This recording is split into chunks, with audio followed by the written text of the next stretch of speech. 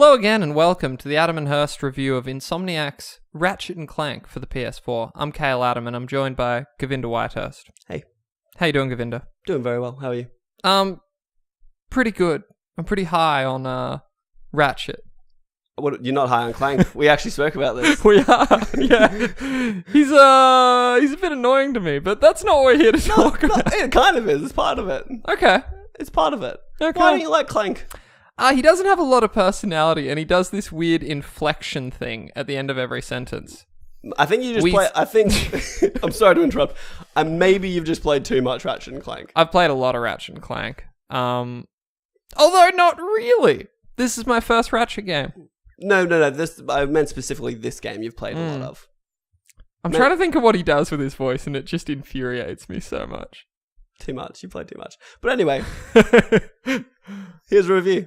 Yeah, so Ratchet and Clank is a 3D action platformer by Insomniac Games. Perfect. Yeah, I'm good at those. You're not. No. We'll learn this as we go along in this YouTube journey. On this adventure that we take together. So this is a remake of the 2002? Yeah, sort of like a reimagining, like similar but slightly different. Yep. I didn't ever play the first one. I played bits of it, but the controls were so whack, I just couldn't continue. I was playing it on my Vita. I was wondering to myself as I played through this, because it's gorgeous and like there's a lot going on screen, how much of that is new? Like all the background stuff, surely that couldn't have been on the PS2 version. No, but like the bolts and stuff flying at you were all there, and the bullets were all there, and it just was lower res. Fair enough. Bit more boxy. Okay. Yeah. But gameplay is amazing. Well, here's the thing. I'm a grown-ass man, and this is a little boy's game. This is a child's game. And this is for little babies. It hits you every now and again, like when you're playing it, that you're like, I'm playing a kid's game. Yeah. I was saying to Govinda earlier as well, there's some puzzles in this game, and they're usually so simple, but the ones that had me stumped, I was like genuinely rewarded by when I solved them, and I was like, oh wait, this is for children, and that just stumped me. One difference I noticed from the original, the brief moment I played the original to this, is the platforming is actually good. Like, I know where I'm jumping, I have some sort of spatial awareness, and I'm not like falling off things and going all the way back to the beginning and just having to do them again and again until I get it. Yep. Which is nice. I liked, I don't know, combat's easy, but fun at the same time. I appreciated, just with the platforming, it's not too like, up its own ass. Like it's not really demanding. No. Like it's usually pretty straightforward. Safe. Like you're swinging from things and that's kind of like very low risk. Like it's pretty hard to screw I've fallen up. off a few of those. Well, okay. I've fallen off of probably a few more times than you. Yeah. But that's just because I get a bit ballsy with my platforming. You just got to take it slow. I think I'm like a king and that I can just do it in one go and without stopping, and often that's not the case. Yeah. But no, we're pretty positive on this game. Yeah, there's little things like the trespasser minigame, like the hacking minigame is absolute garbage in my opinion. And that's one of the things I was like, surely you can't expect a child to do these things. This is the downfall of being a quote unquote trophy hunter. Yes. Is that if you're a child and you don't give a fuck about trophies, you just auto hack them. Yeah, that's it. Auto hack. And then, but if you're like us and you hunt for trophies, you get a little thing pops up being like, if you do this, you will not get a trophy. And that cuts too deep. I want to talk about the trophies a little bit later, but we should talk about this more in a broad sense. Yeah. Initially, like, it's beautiful. This game is very striking. But on that note, maybe talked up a little bit. Like, I can see that. It is beautiful, but it's also, like, simple. I came straight off Dark Souls 3, so to be dropped into a world of color and happiness, it's refreshing. Big eyes and smiles and laughter. Yeah. It's funny though, because you can tell it's a product of the PS2. Like every time you explore a galaxy, you go to different planets. Every time you get out of the plane, like he jumps out and like looks into the camera, and like there's that little swell of music. I actually had like a thought when I was playing, and that maybe like, I don't know who's doing the movie, which I hear is mediocre from this point. I hear the same thing. I don't know who's doing the movie, but maybe Insomniac had a part in doing the movie, and this was them kind of trying to tie the game into the movie, because there was a lot of like the pre-rendered cinematics. They look great. Are very good looking. Yeah, they are like Pixar level. And I don't know if they were trying to match these pre-rendered moments, because even you get out of the ship is pre-rendered. I don't know if that is them trying to match it with the movie. Yeah. to tie it in a bit more. I wish they'd I guess we need to see the movie, but I don't think it looks as good as those pre-rendered cutscenes. That'd be a shame. That would be a shame. But from what I've seen of it, the trailer and stuff, it didn't in my mind. It's the movie. If the movie is just beat for beat this game, it'll be a weird, thing. So anyway, let's more into the mechanics here. This game, the shooting, this is the big draw card. The guns. That's what people always told me about. More so, yeah. The guns, and they don't disappoint. They don't at all. My one thing is like there's a few, there may be two that I can think of off the top of my head that are just like too strong. The Rhino. Yep. Rhino breaks the game. But that to be one, fair, I'm okay with that because that takes a lot of work. Not a lot, but like more work. And I didn't get it until like the very end of the game. It's a pretty lengthy side quest. You need to do like a whole bunch of stuff to get that. But a lot of them are done throughout the story.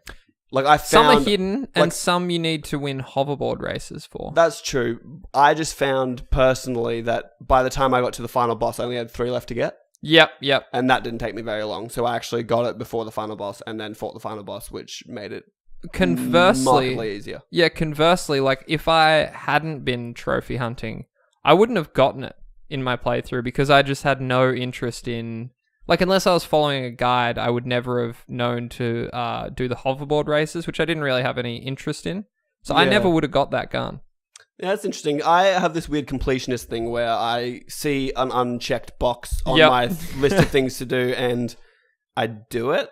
And the one that stumped me for far too long was in like the first world and it's like, there's a secret in the cave. What was the secret? I don't know if I did it. Can we talk about that? No one cares. If you don't want to know what the secret is and you want to figure it out yourself, don't listen for the next, like, skip like 15 seconds. You got to... When I stop doing that, you can look. Yeah, when he stops doing that, you can look. You got to break a wall in the cave right after you pop out of a big tank and drop back down. You shoot a wall to your left and it should open up and there's stuff in there. Thank you for that. Spoiler free. That was beautiful. That was nice. I like the X up. We're not straight edge.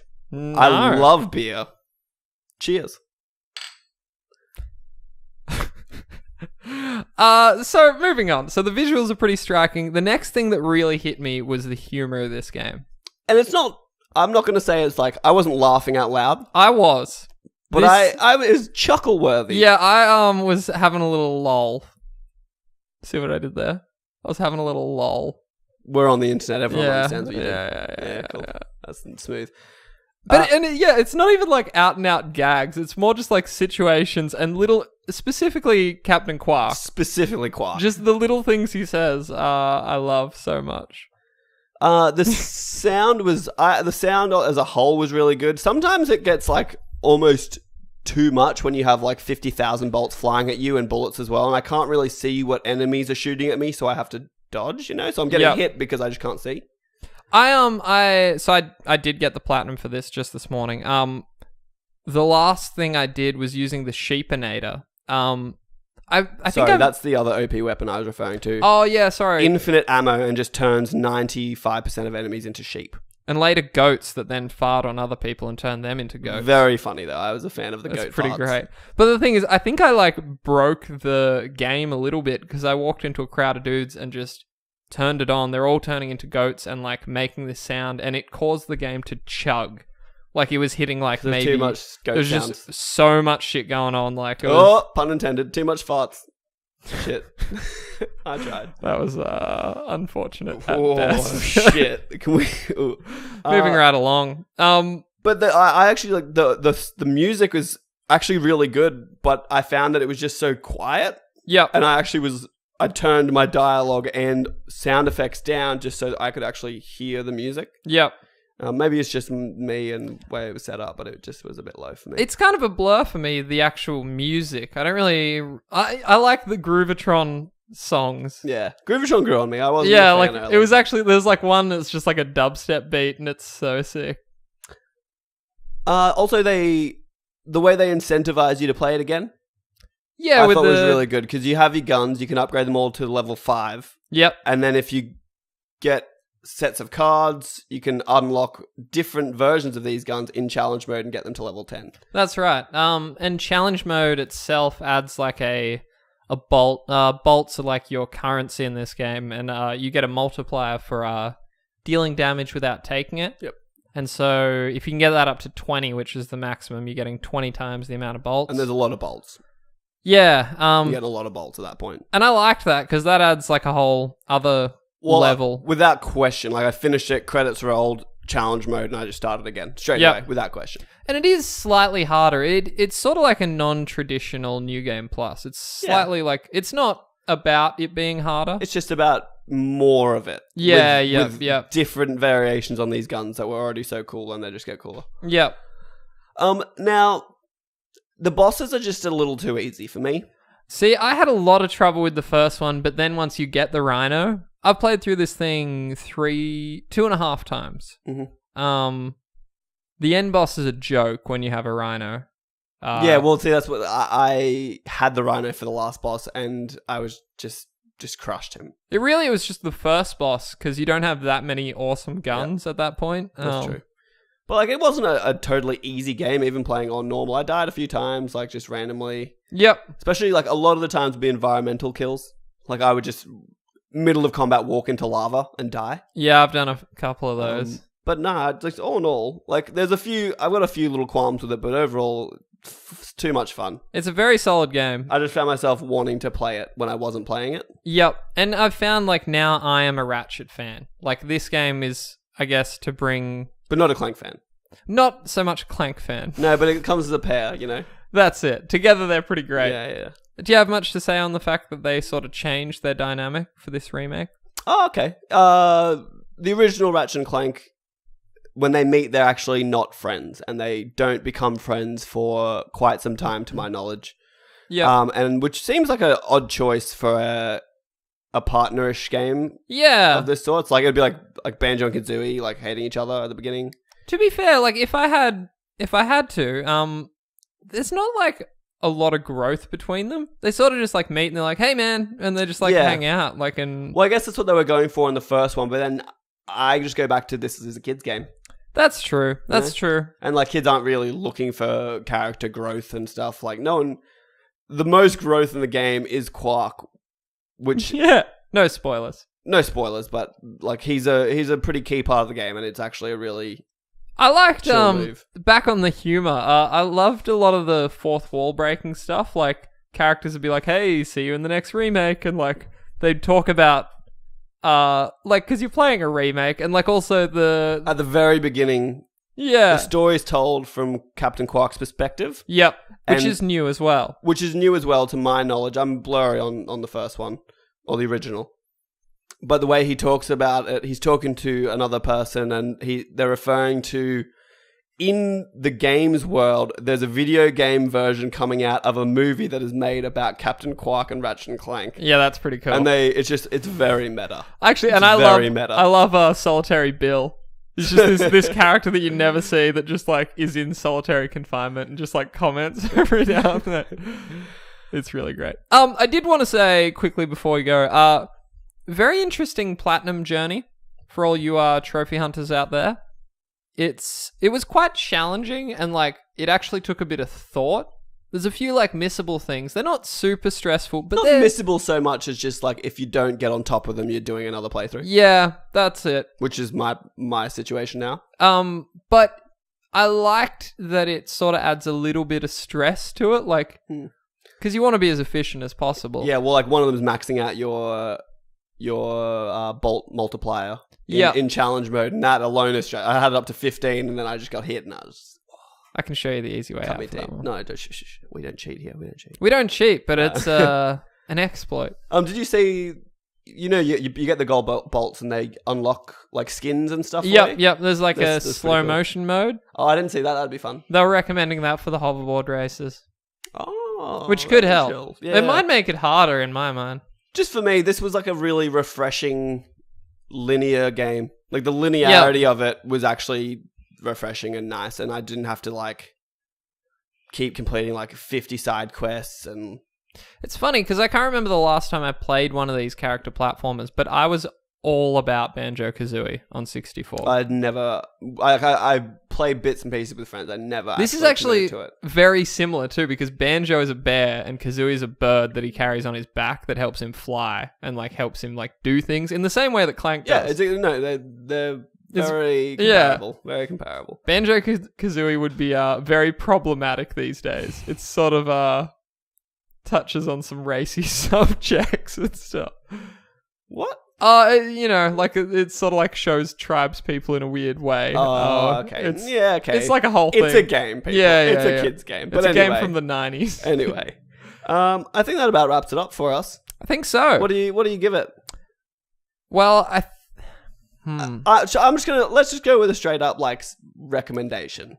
Let's go with a recommendation. I was gonna maybe like a 1, 2, 3 shoot, and then whatever you give it. We don't know what each other gives it. Okay. This is going to be interesting, though. It will be interesting. All right. 1, 2, 3, shoot.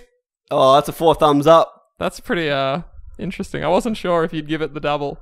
No. There's my thing is there's minor problems with this game, but like it didn't ruin what it was for me. It was virtually flawless for me. Like this is probably except for Clank. Clank. And Clank's Clank hater. Clank's just fine.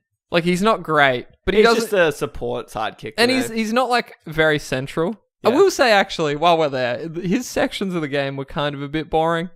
Yeah, I don't know. They just didn't... Some of them just went for too long. There's there's chase scenes with Clank. I didn't like that. And they...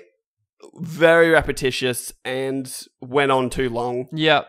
But again, these are like real minor things that don't really mar the experience for me that much. It just had a whole lot of heart, and it was exactly what I needed right now. And I think like it's in like my top, let's say maybe 3 for the year of games. Like it's been a good year for games. Honestly, I've enjoyed it so much. Like it's in my top 5 PlayStation 4 games. I think Game of the Year is going to be very interesting this year. Yeah, there's a lot still to come, and in the next coming weeks, we'll have an Uncharted something.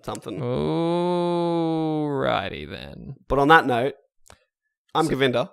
I'm Kale, and if you like what we do here, please check out our podcast. That's the PS Podcast, Australia's #1 PlayStation podcast. You can tweet at us at _PS Podcast. And we'll leave all of this information in the details below. Yeah. You guys should also like and then share it but also subscribe to it as well. That's like a cool thing to do. That's actually really cool. I heard all the cool kids are doing it. Yeah, so get on board. It's cool for you. It's cool for me. It's just a great fun time. Yeah. So join the family. I'm Adam. I'm Hurst. Peace.